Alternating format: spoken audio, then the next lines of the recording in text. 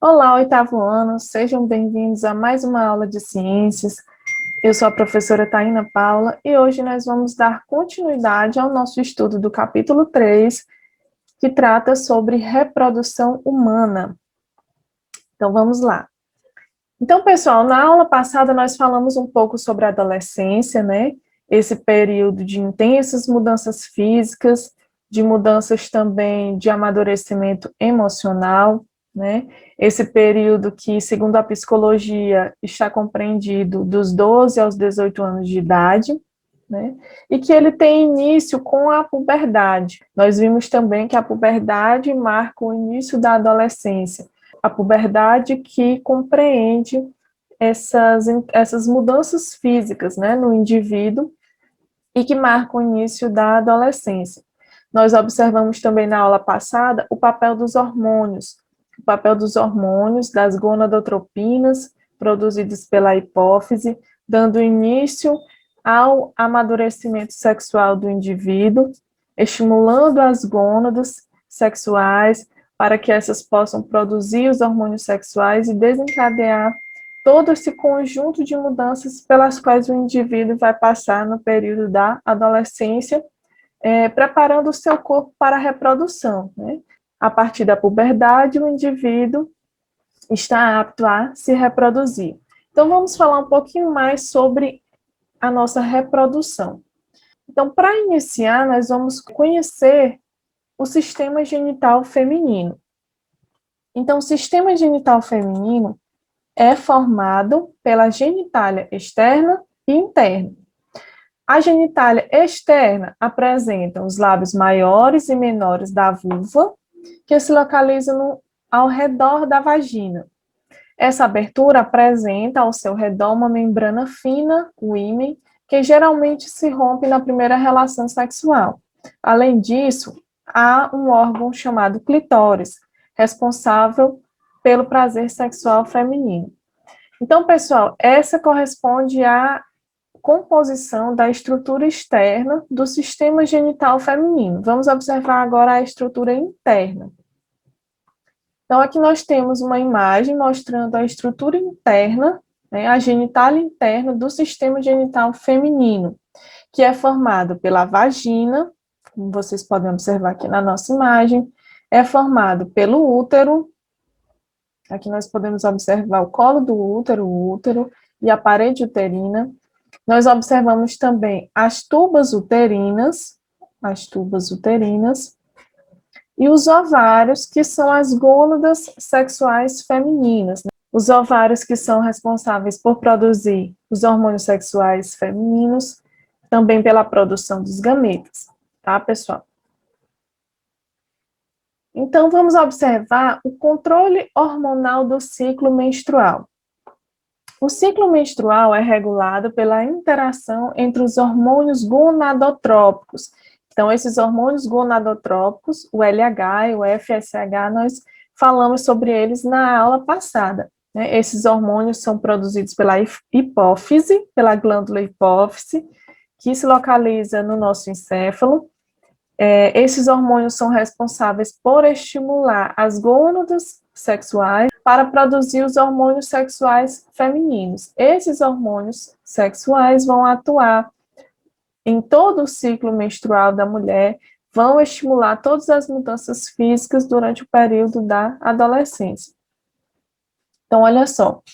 O ciclo menstrual é regulado pela interação entre os hormônios gonadotrópicos e os produzidos pelos ovários, que são os estrógenos e a progesterona, são os hormônios sexuais femininos, de modo que uns controlam a produção dos outros. Então, olha só, essa interação hormonal determina uma série de alterações no sistema genital feminino, dando origem ao ciclo menstrual. E também está ligada ao período que antecede a menstruação, período onde a mulher pode apresentar a tensão pré-menstrual, que é conhecida como TPM. Então, pessoal, a atuação desses hormônios é de extrema importância porque eles controlam o ciclo menstrual, né? Então, nós observamos a função dos hormônios gonadotrópicos, o LH, que é o hormônio luteinizante, e o FSH, que é o hormônio folículo estimulante, né?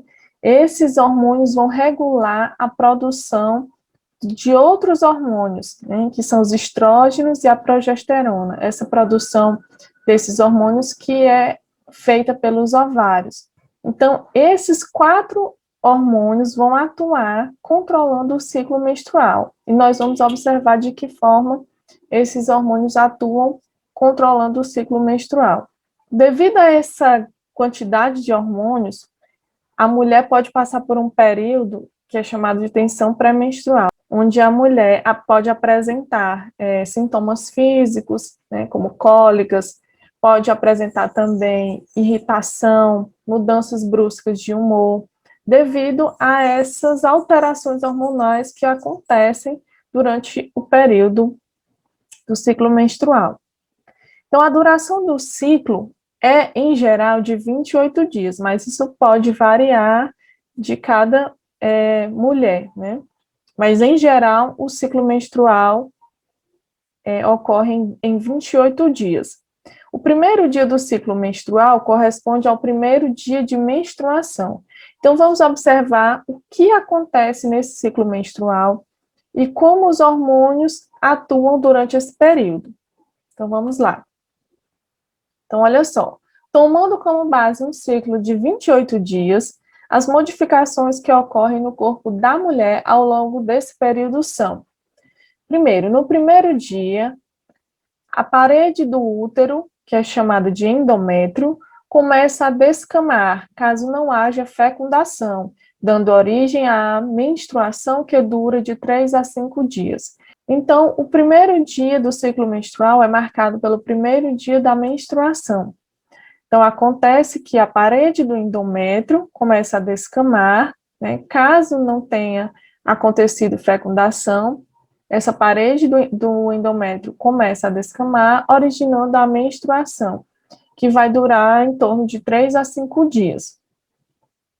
Depois, essa parede se recupera, estimulada pelo aumento da produção dos estrógenos. Então, aqui nós vamos observar a atuação do hormônio sexual feminino estrógeno. Esse hormônio, ele promove a recuperação da parede do endométrio, que ocorre do 6º ao 14º dia. Os estrógenos também estimulam a liberação do ovócito 2 pelo ovário por volta do 14º dia. Então, nesse período, do 6º ao 14º dia, nós observamos a atuação do estrógeno, que promove a recuperação da parede do endométrio no útero da mulher, e também que vai atuar na liberação do gameta feminino, do ovócito 2, que acontece por volta do 14º dia, né?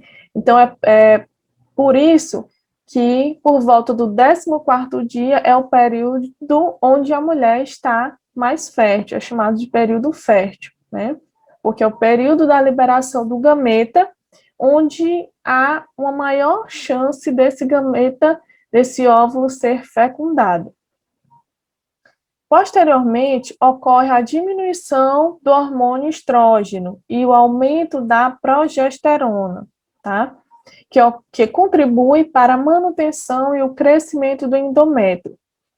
Por volta do 28º dia, o nível de progesterona cai, o que provoca a menstruação. Então, pessoal, vocês podem observar aqui que durante o mês, a mulher passa por essa intensa mudança hormonal. Nós temos aqui a atuação de 2 hormônios, estrógenos e progesterona, mas quem controla a produção desses hormônios são outros hormônios, são os hormônios gonadotrópicos, né? Produzidos pela hipófise. Então, nós temos a atuação aqui de 4 hormônios controlando todo esse processo, onde a atuação principal, né, no ciclo menstrual, se dá aqui pelos hormônios sexuais femininos, estrógenos e progesterona, produzidos pelo ovário, pelos ovários. Então, agora que nós já observamos como acontece o ciclo menstrual na mulher e como esse ciclo é controlado pelos hormônios, vamos observar a fecundação e o início do desenvolvimento embrionário. Então, veja só, caso a fecundação ocorra durante o ciclo menstrual, forma-se o zigoto e inicia-se a formação do embrião ainda na tuba uterina. Então, observe aqui na nossa imagem ilustrativa como acontece a fecundação e o que acontece após essa fecundação. Então, nós vimos anteriormente que por volta do 14º dia do ciclo menstrual ocorre a liberação do ovócito 2, o gameta feminino. Esse gameta que é liberado pelo ovário e segue se fixando nas tubas uterinas. A partir daí, pode acontecer a fecundação caso haja relação sexual, né? Os espermatozoides vão se locomover através da sua cauda e podem chegar às tubas uterinas e promover, assim, a fecundação. Após a fecundação, que é a união do gameta feminino com o masculino, ocorre a formação do zigoto e assim inicia-se a formação do embrião que dará origem ao novo ser. Esse embrião é levado até o útero e se implanta na espessa camada do endométrio, em um processo chamado de nidação. Após a nidação, inicia-se a formação da placenta. Então, veja só, pessoal, na nossa imagem ilustrativa, nós podemos observar como acontece todo esse processo chamado de nidação. Então, nós podemos observar aqui a liberação do ovócito 2, nós observamos também na imagem a chegada dos espermatozoides a esse ovócito 2, né? Posteriormente, acontece a fecundação, acontece a formação do zigoto. Então, nós observamos que o zigoto inicia várias divisões celulares, né? E é levado pelos cílios presentes nas tubas uterinas, é levado até o útero, né? Onde ele vai se fixar no endométrio, que corresponde à parede do útero. Esse processo é chamado de nidação.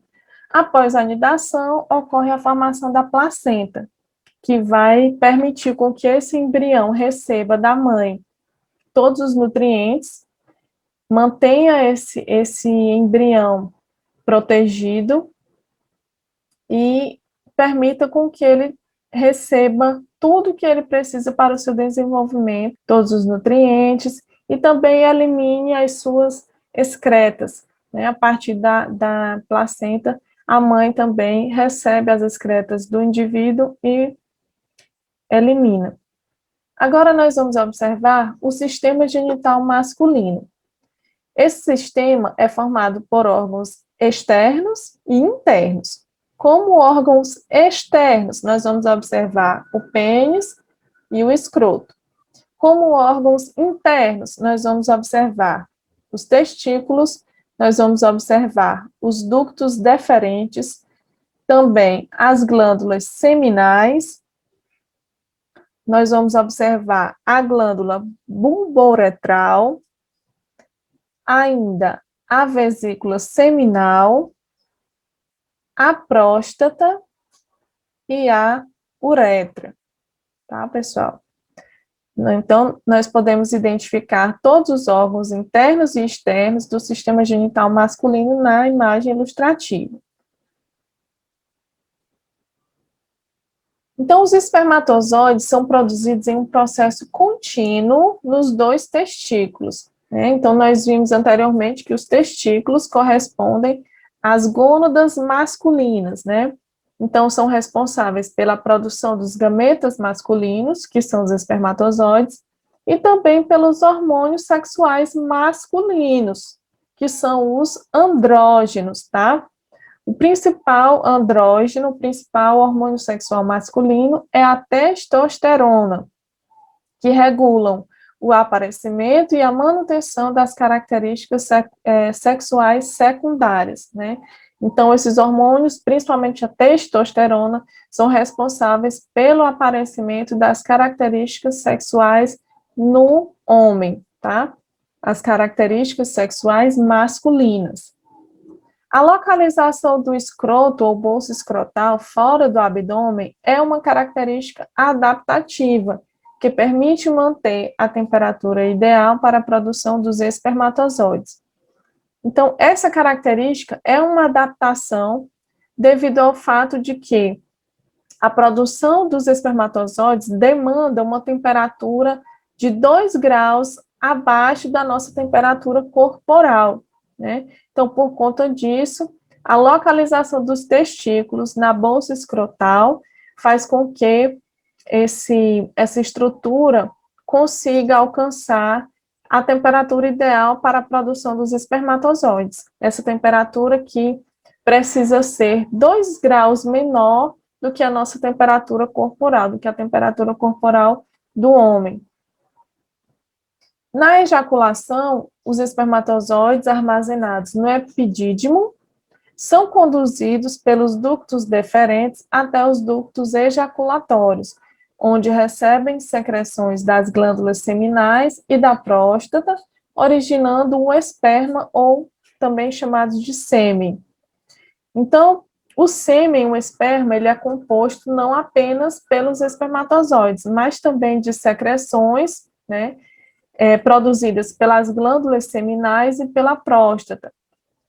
Essas secreções são importantes porque nós sabemos que o espermatozoide ele precisa se locomover para chegar até o óvulo, né?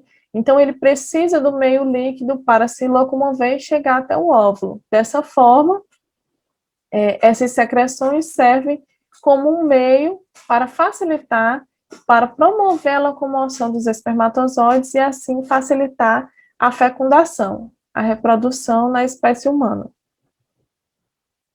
Bem, pessoal, essa foi a nossa aula de hoje. Eu peço que vocês façam as questões de 2 a 6 do item Analise e Responda, página 87 do nosso livro didático. Peço ainda que vocês façam também as atividades disponíveis na plataforma Wake, certo? Então, um abraço em todos e até a nossa próxima aula.